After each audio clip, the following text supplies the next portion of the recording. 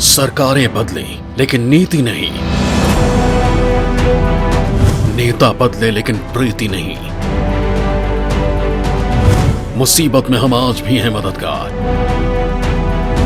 कल भी बनेंगे आपके खेवनहार। चाहे हो यूक्रेन या अफगानिस्तान, भारत सरकार चलाएगी आपके लिए अभियान। सबको मुसीबत से बचाएगी, स्वदेश लेकर आएगी। ये तस्वीरें गवाह हैं उस सच्ची सरकार की जो हमेशा मुसीबत में हमारे साथ खड़ी रही, हमें कभी अकेला नहीं छोड़ा। चाहे यूक्रेन हो या यमन, नेपाल हो या लीबिया, हर जगह हर वक्त जब भी हम मुसीबत में फंसे, सरकार ने हमें उबारा, मुसीबत से बाहर निकाला। ऐसे न जाने कितने मौके आए जब सरकार ने हमारी सुध ली और बताया कि हिंदुस्तानी कहीं भी हो अकेले नहीं है, सरकार उसके साथ खड़ी है। भारत सरकार की इस नीति के तो सब कायल हैं। तभी देश में ही नहीं विदेशों में भी भारत का डंका बजता है। दोस्तों, भारत सरकार ने विदेशों में फंसे भारतीयों को निकालने के लिए कई बार बड़े ऑपरेशन चलाए हैं। आज इस वीडियो में मैं आपको बताऊंगा कि किस तरह सरकार इन ऑपरेशंस को अंजाम देती है। अब तक कहां और कैसे सरकार ने ये ऑपरेशन चलाए हैं, लेकिन ये सब जानने के लिए आपको मेरे साथ बने रहना होगा और वीडियो को अंत तक देखना होगा। तो चलिए शुरू करते हैं। हिंदुस्तानियों को बचाना है, विदेश से वापस लेकर आना है। दोस्तों, हिंदुस्तानी जहां भी हो, जब भी उनको मदद की दरकार हुई, सरकार ने उनकी सुध लेने में जरा भी देर नहीं की। अगर हाल ही की बात करें तो यूक्रेन में फंसे भारतीयों को निकालने के लिए भारत सरकार ने एक बड़ा ऑपरेशन चलाया है, जिसे गंगा नाम दिया गया है। इस अभियान के तहत अब तक हजारों छात्रों को भारत लाया जा चुका है और बाकी बचे भारतीयों को वापस लाने की कवायद जारी है। उम्मीद की जा रही है कि आने वाले कुछ दिनों में सभी भारतीयों को सुरक्षित निकाल लिया जाएगा। दोस्तों, ये पहला मौका नहीं है जब भारत सरकार ने हिंदुस्तानियों की हिफाजत के लिए पूरी ताकत झोंकी है। इसके पहले भी वो कई बार इसी तरह की मिसाल पेश कर चुके हैं। साल 1990 में सरकार ने भारतीयों को बचाने के लिए अभियान चलाया था। ये वो वक्त था जब इराक ने कुवैत पर कब्जा किया था। उस वक्त लगभग 2 लाख भारतीय कुवैत में रह रहे थे। इस दौर में भारत के इराक के साथ अच्छे संबंध थे। ऐसे में भारतीय नागरिकों को इराक की सेना से किसी तरह का जोखिम नहीं था, लेकिन पैसे, खाने और दवाइयों की कमी के चलते भारतीय नागरिक अपने मुल्क भारत लौटना चाहते थे। उस समय वीपी सिंह भारत के प्रधानमंत्री हुआ करते थे और उनकी सरकार में विदेश मंत्री इंद्र कुमार गुजराल थे। यह समस्या खड़ी होने के बाद इंद्र कुमार गुजराल ने इराक के राष्ट्रपति सद्दाम हुसैन से मुलाकात की।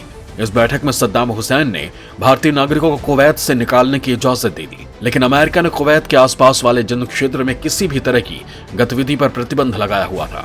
वहीं दूसरी ओर इराक ने विमानों की लैंडिंग पर प्रतिबंध लगाया हुआ था। सिर्फ जरूरी सामान लाने वाले विमानों को बगदाद और कुवैत में उतरने की इजाजत थी। ऐसे में भारत सरकार के सामने बड़ी मुसीबत खड़ी हो गई थी। लेकिन इसके बावजूद भारत ने एक योजना बनाई जिसके तहत 1,20,000 से ज्यादा भारतीयों को बसों के जरिए रेगिस्तानी इलाकों में 1120 किलोमीटर का सफर तय कराकर जॉर्डन लाया गया। इन लोगों को जॉर्डन में तत्कालीन रूप से रुकने दिया गया, जिसके बाद उन्हें अम्मान और फिर मुंबई लाया गया। ये उन दिनों की बात है जब एयर इंडिया के पास कमर्शियल इस्तेमाल के लिए सिर्फ बोइंग 747 विमान थे। ऐसे में इंडियन एयरलाइंस द्वारा खरीदे गया एयरबस A320 विमानों को इस्तेमाल करने का फैसला किया गया। लेकिन इंडियन एयरलाइंस ने जिन 2 एयरबस A320 विमानों को खरीदा था, उनमें से एक विमान दुर्घटनाग्रस्त हो गया था। ऐसे में बचे हुए एक विमान से यह बचाव अभियान चलाया गया। इसके बाद अगले 2 महीने तक एयरबस A320 ने लगातार प्रतिदिन 16 से 17 घंटों की उड़ान भरी। अक्टूबर के अंत तक 448 चक्कर लगाए गए और खाड़ी क्षेत्र में 1,11,000 भारतीय नागरिकों को निकाल लिया गया। उस दौर में यह सबसे बड़ा हवाई बचाव अभियान था जिसमें हजारों डॉलर का खर्च आया था। इस तरह का एक ऑपरेशन साल 2011 में चलाया गया, जब लीबिया में राष्ट्रपति मुअम्मर गद्दाफी के खिलाफ विरोध प्रदर्शन शुरू हुए, जिसने बाद में गृह युद्ध की शक्ल अख्तियार कर ली। इस गृह युद्ध के दौरान लगभग 18,000 भारतीय लीबिया में रह रहे थे। 15,000 भारतीय लोगों को बचाने के बाद 11 मार्च को यह अभियान पूरा हुआ। ऐसे में 26 फरवरी को 2 डिस्ट्रॉयर जहाज INS मैसूर और INS आदित्य और INS जलाश्व को भारतीय लोगों को बचाने के लिए भेजा गया। भारत सरकार ने 2 कमर्शियल जहाजों स्कोटिया प्रिंस और 1600 सीटों वाले ला सुपरवा की भी सेवाएं ली और 2 दिनों के अंदर स्कोटिया प्रिंस लीबियाई बंदरगाह बेंगाजी पहुंच गया। इन जहाजों ने बेंगाजी और त्रिपोली से भारतीय लोगों को निकालकर अलेक्जेंड्रिया पहुंचाया, जहां से एयर इंडिया के फ्लाइट से उन्हें भारत लाया गया। साल 2015 में इस तरह का तीसरा अभियान चलाया गया, जब अरब देशों के सैन्य गठबंधन ने यमन में घुसकर हूती विद्रोहियों पर हमला बोल दिया था। हालांकि विदेश मंत्रालय ने भारतीय नागरिकों से पहले ही यमन छोड़ने की अपील की थी, लेकिन अरब सेनाओं के हमले के दौरान यमन में 5,000 भारतीय फंस गए। ये एक नो फ्लाई जोन था। ऐसे में बचाव अभियान समुद्री रास्ते से चलाया गया। इस अभियान की शुरुआत में नौसेना के 5 जहाजों को लगाया गया था। इसके बाद ऑपरेशन के अगले कुछ दिनों में 4640 भारतीय और 960 विदेशी नागरिकों को बचाया गया। इसी तरह का चौथा ऑपरेशन जुलाई 2016 में चला गया, जब इजराइल और लेबनान के बीच जंग छिड़ गई थी। उस समय लेबनान में लगभग 10,000 भारतीय नागरिक थे और लगभग 2,000 भारतीय लोग बुरी हालत में थे। नेपाल और श्रीलंका जैसे देशों ने भी अपने लोगों को बचाने के लिए भारत से अनुरोध किया था। उस वक्त भारत के प्रधानमंत्री मनमोहन सिंह हुआ करते थे। इन लोगों को जहाज के जरिए भारतीय लोगों को साइप्रस लाने की योजना बनाई, जिससे कि वहां से विमानों की मदद से उन्हें भारत लाया जा सके। उस समय तक एयर इंडिया की फ्लाइट साइप्रस नहीं जाती थी।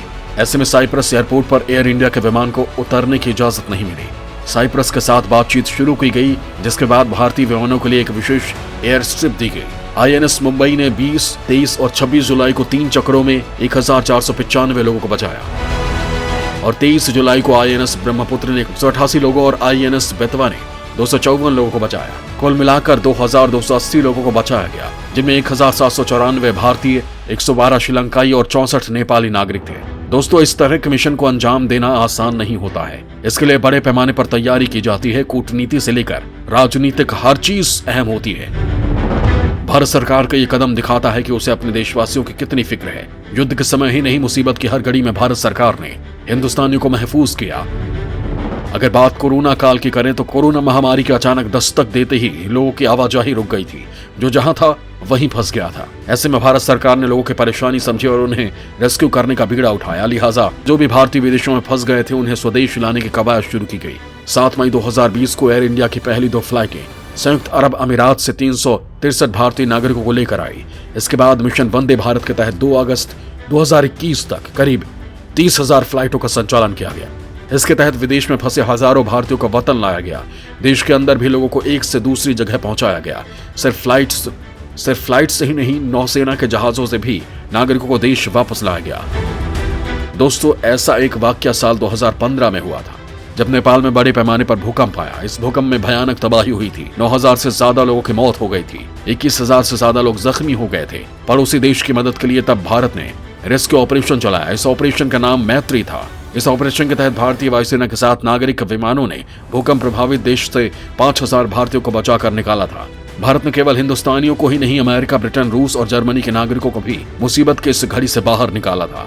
दोस्तों, भारत की इसी प्रेम और भाईचारे की दुनिया में मिसाल दी जाती है। मुसीबत के वक्त भारत केवल हिंदुस्तानियों की ही मदद नहीं करता, बल्कि दुनिया के जितने भी देश उससे मदद की अपील करते हैं, भारत उन सब के लिए खड़ा रहता है। अपने ही नागरिकों की तरह दूसरे देश के नागरिकों को भी मुसीबत से बचाता है, उन्हें सुरक्षित उनके देश पहुंचाता है। यहाँ गौर करने वाली बात यह है कि जब भी भारतीयों पर मुसीबत आई, शासन चाहे जिसका हो, लेकिन सबका लक्ष्य हमेशा एक होता है, मुसीबत की घड़ी में साथ खड़े रहना और हिंदुस्तानियों को बचाना, चाहे वो दुनिया के किसी भी कोने में फंसे हों। भारत सरकार उनकी मदद के लिए तत्पर रहती है। भारत सरकार के इस जज्बे को हमारा सलाम। दोस्तों, आपको हमारा ये वीडियो कैसा लगा, हमें कमेंट बॉक्स में जरूर बताएं। जय हिंद, जय भारत।